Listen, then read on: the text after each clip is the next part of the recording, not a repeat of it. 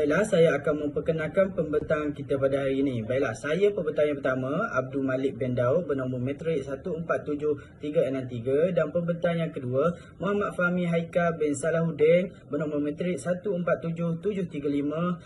Pembentang yang ketiga, Nur Nazira Izzati binti Nazahah bernombor matrik 145959. Pembentang nombor 4, Engku Nurul Natasha binti Engku Muhammad Nur bernombor matrik 147691 dan pembentang yang terakhir, Puteri Najwa Adina binti Muhammad bernombor matrik 141122. Terlebih dahulu kita akan pergi apakah yang dimasukkan dengan pragmatik. Pragmatik ialah cabang ilmu bahasa yang mengkaji makna-makna satuan bahasa menurut Levinson pada tahun 1983. Secara mudahnya, pragmatik dapat diidentifikasikan sebagai bidang kajian yang mengkaji bagaimana sesuatu ujaran mendapat maknanya apabila digunakan dalam keadaan tertentu. Pragmatik adalah penting bagi memperoleh makna implisit bagi sesuatu ujaran di samping melihat hajat sebenar si penutur terhadap ujaran yang disampaikan. Seterusnya ialah kata praanggapan atau anggapan dasar dalam ilmu pragmatik biasa disebut dalam presuposisi. Presuposisi iaitu berasal dari kata to presuppose dalam bahasa Inggeris iaitu to suppose beforehand yang bermaksud menduga sebelumnya. Yuli 2006, presuposisi atau praanggapan merupakan sesuatu yang diandaikan oleh penutur sebagai kes atau kejadian sebelum menghasilkan sesuatu ujaran atau tuturan. Ia terdapat 6 jenis iaitu presuposisi eksistensial, faktis, leksikal, non-faktis, struktural dan kontrafaktual. Saya akan meneruskan pembentangan dengan biodata Stonecker. Tidak menarik jika kita tidak mengenali siapakah yang dimaksudkan dengan tokoh Stonecker ini. Nama sebenar Stonecker ialah Robert Cup Stonecker. Beliau dilahirkan pada 22 Januari 1940 di Princeton, New Jersey. Bagi tahap pendidikan beliau telah memperoleh ijazah sarjana muda dalam bidang falsafah di Wesleyan University dan memperoleh doktor falsafah dalam bidang falsafah pada tahun 1965. Falsafah asas pragmatik merupakan antara kerja-kerja yang beliau telah lakukan selain daripada falsafah asas semantik, teori keputusan, epistemologi dan sebagainya. Beliau merupakan seorang yang sangat berjasa kerana telah menulis banyak buku dan artikel berkaitan dengan pragmatik. Antaranya ialah Pragmatic Presupposition pada tahun 1974. Baiklah, kita beralih kepada perkara penting yang dibincangkan oleh Stonecker berkaitan dengan presupposisi pragmatik. Antara perkara penting yang dibincangkan oleh beliau ialah menyatakan bahawa hubungan perandaian asas bukanlah antara proposisi atau ayat, tapi antara seseorang dan proposisi. Apakah seseorang ini? Anggapan seseorang menurut Stonecker ini ialah andaian latar belakang yang mungkin digunakan tanpa melakukan pertuturan ataupun kadang-kadang tanpa disedari. Sebagai contoh, suatu kenyataan yang disembunyikan dalam hujah etimatik ataupun arahan secara tersirat berkaitan dengan cara permintaan yang harus dipenuhi seseorang pendengar. Beliau berpendapat bahawa fenomena linguistik perandaian hendaklah dijelaskan jika dilihat dari segi idea intuitif. Dalam kes ini, Stonecker menyatakan dan membincangkan bahawa perlakuan perandaian yang telah dikemukakan oleh ahli bahasa bukannya bermula dengan akaun abstrak tetapi dengan beberapa kes paradigma dianggap mempunyai hubungan dengan ayat sebagai contoh kata kerja faktif yang mewujudkan satu perandaian. Stonecker telah membincangkan bahawa perkara yang menyatukan kes paradigma ini hanyalah idea intuitif perandaian bersama-sama dengan beberapa generalisasi kasar. Generalisasi kasar seperti jika pernyataan A mempunyai perandaian tertentu, begitu juga dengan penafian A, serta pernyataan yang mengandaikan bahawa sesuatu itu mungkin A. Contoh data seperti berikut ialah sekiranya pernyataan Malik adalah satu-satunya lelaki yang boleh menang, mengandaikan bahawa Malik boleh menang, maka begitu juga dengan Malik bukan satu-satunya lelaki yang boleh menang, serta Malik mungkin hanya lelaki yang boleh menang. Contoh ini mewujudkan perandaian sebelum sesuatu kejadian itu berlaku. Walaupun Stonecker dan ahli bahasa mempunyai perbezaan pendapat dan pandangan berkaitan dengan perandaian, tetapi Stonecker tetap melakukan pembelaan terhadap kenyataan daripada ahli bahasa berkaitan dengan perandaian. Stonecker menyatakan perandaian merupakan satu kenyataan yang dicipta, boleh dijangkakan. Setiap pernyataan dan permintaan yang dibuat, persoalan yang diajukan dan arahan yang yang dikeluarkan telah diketahui oleh audiens. Hal ini dikatakan demikian kerana audiens akan ada pengetahuan am terhadap perkara yang sedang dinyatakan. Tambahan pula, latar belakang yang dikongsi oleh penutur telah menyebabkan audiens bertindak untuk membentuk satu perandaian. Stoneke melakukan pembelaan berkaitan dengan perandaian berdasarkan pandangan daripada ahli bahasa, iaitu bertindak seolah-olah dan dilupuskan. Pembelaan pertama iaitu bertindak seolah-olah. Penutur mengambil mudah berkaitan dengan kebenaran P iaitu kenyataan yang sedang dibuat. Keadaan ini berlaku mungkin disebabkan penutur hanya menerima kenyataan yang mana nilai pernyataan tersebut adalah diragui kebenarannya. Tujuan penutur melakukan perkara ini adalah kerana penutur masih ingin meneruskan perbualan yang sedang dilakukan kepada audiens.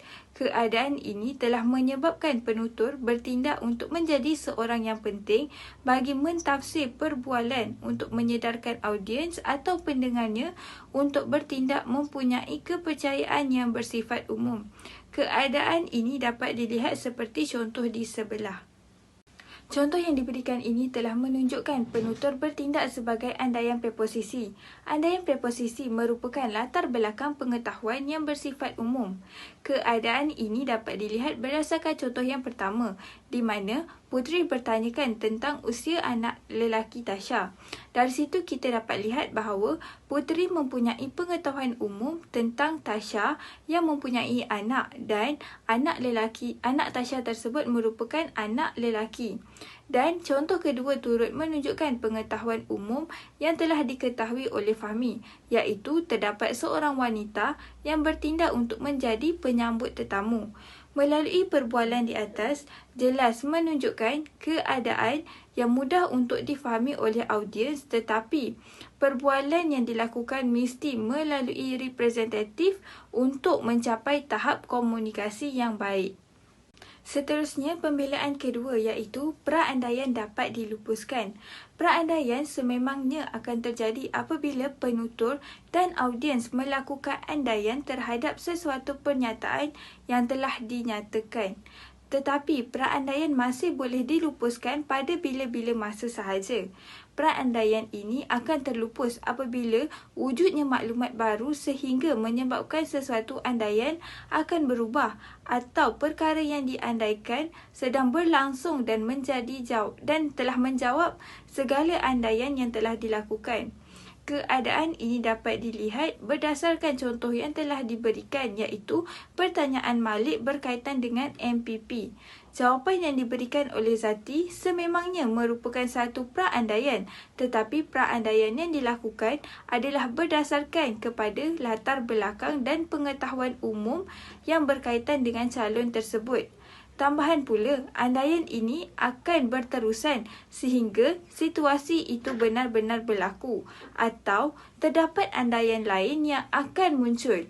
Kesimpulannya, daripada penerangan yang telah diberikan, Stoneke sememangnya tidak bersependapat dengan ahli bahasa yang berkaitan dengan perandaian, tetapi beliau masih membela dua kenyataan kerana bagi Stoneke, kedua-dua pembelaan yang dilakukan ini adalah kenyataan yang benar dan berkaitan dengan perandaian.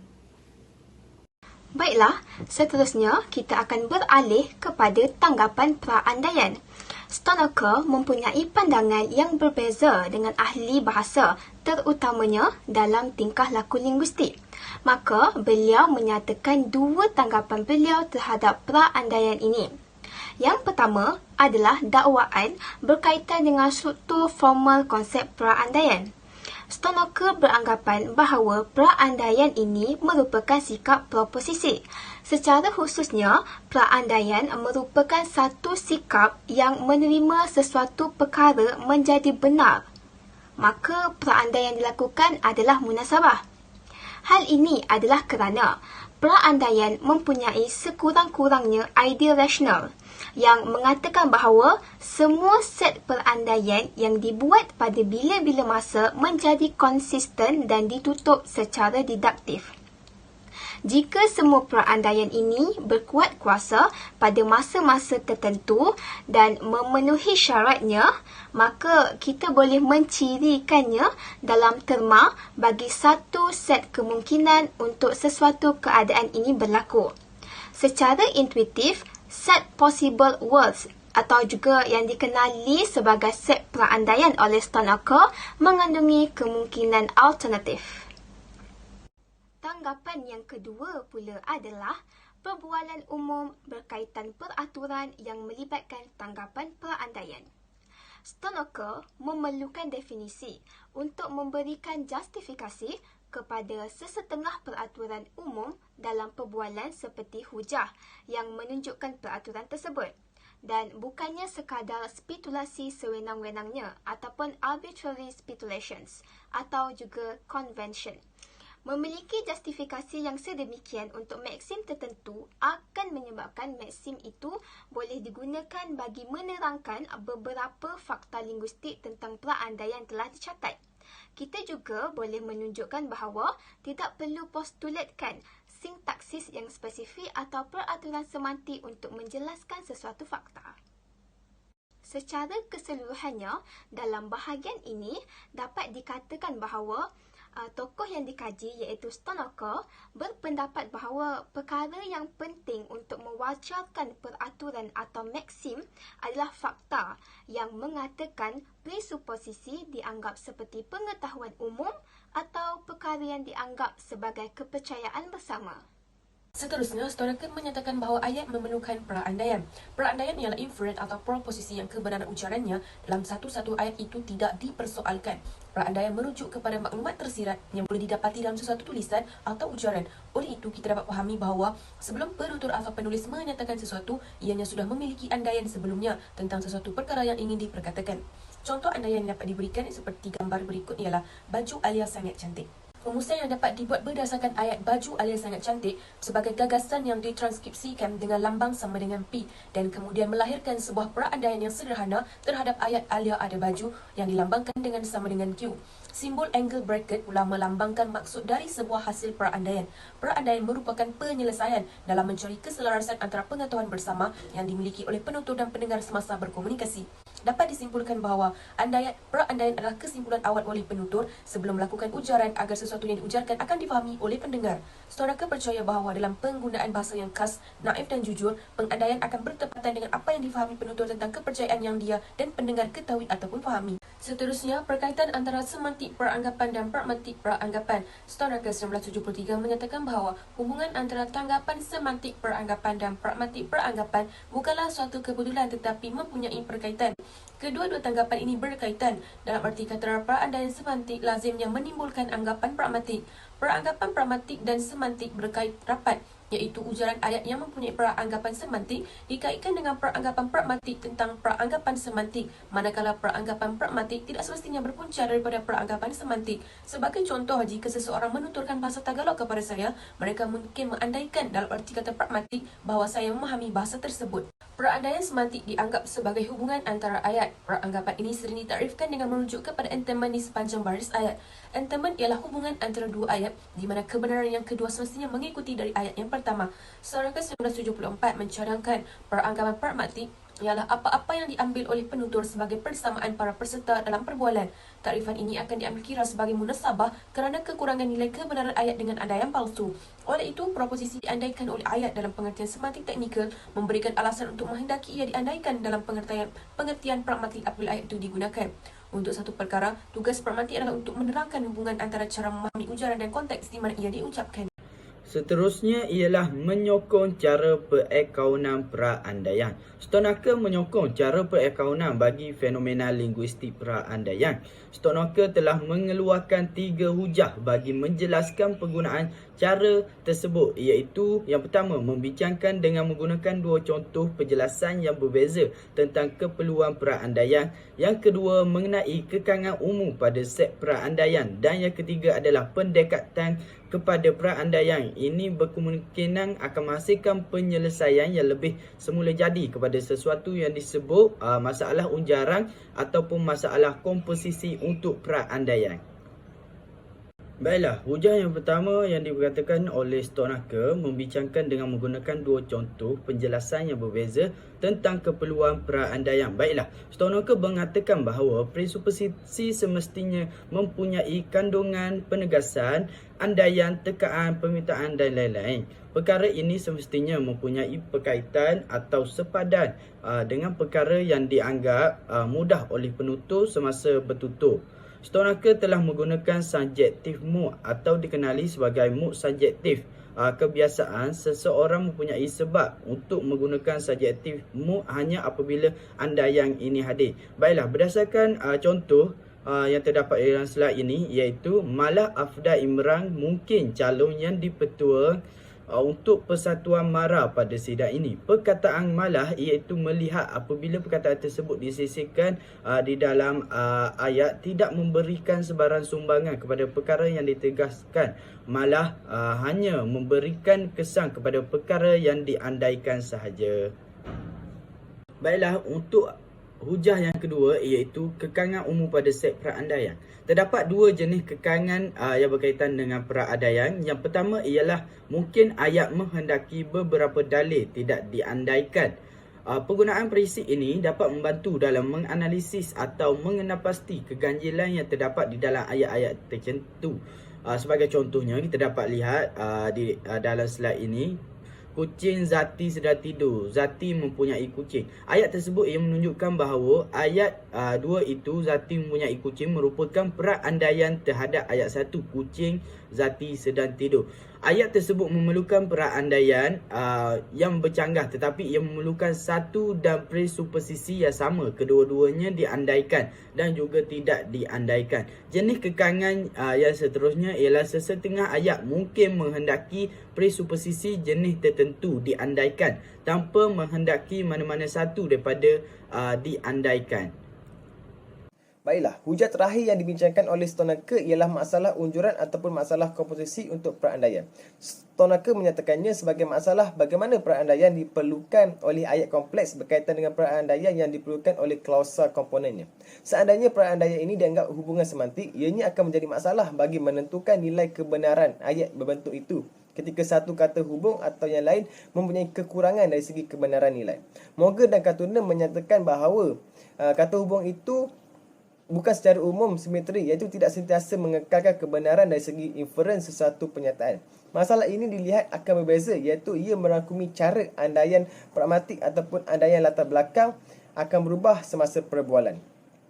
Ianya memaparkan satu prinsip yang jelas, iaitu sesuatu perandaian pragmatik berubah. Hujah ketiga ini juga dapat lihat bahawa presuposisi atau perandaian ini diperlukan oleh ayat penghubung. Ianya bersesuaian dengan penjelasan prinsip, iaitu penegasan kata hubung memerlukan semua perandaian yang diperlukan oleh kata hubung pertama serta semua perandaian yang diperlukan oleh kata hubung kedua kecuali perkara yang ditakrifkan oleh kata hubung pertama ini. Contohnya dalam ayat Kamal mempunyai anak dan semua anaknya sedang tidur. Data ini memaparkan ayat yang tidak memerlukan andaian bahawa Kamal mempunyai anak walaupun kata hubung kedua memerlukan andaian. Baiklah, sekarang kita akan beralih kepada slide yang terakhir iaitu bahagian kesimpulan. Kesimpulannya dapat dikatakan bahawa Stonaker ini mempunyai pendapatnya yang tersendiri mengenai fenomena perandaian ini. Perkara penting yang telah dikemukakan oleh Stonaker dan dijelaskan oleh kumpulan kami adalah perkara yang berkaitan dengan pertama, hubungan perandaian asas, kedua, fakta berkaitan perandaian, ketiga, anggapan Stonaker terhadap perandaian, keempat, hubungan tanggapan semantik perandaian dan pragmatik perandaian, dan yang kelima, cara perakaunan perandaian. Secara ringkasnya, Stonaker ini telah berpegang kepada kepercayaan yang mengatakan bahawa suatu ujaran yang dituturkan oleh penutur akan mempunyai andaian seperti yang difikirkan oleh penutur. Dan penutur juga beranggapan bahawa lawan tuturnya, iaitu audiens, mempunyai andaian yang sama. Kumpulan kami berpendapat secara peribadinya, perkara yang dikemukakan oleh Stonaker adalah jelas dan lebih terperinci serta mudah difahami. Namun begitu, generasi yang akan datang perlu mengadakan penelitian yang lebih lanjut dan mendalam serta berfokuskan tentang perkara yang berkaitan dengan fenomena perandaian ini. Sekian, terima kasih.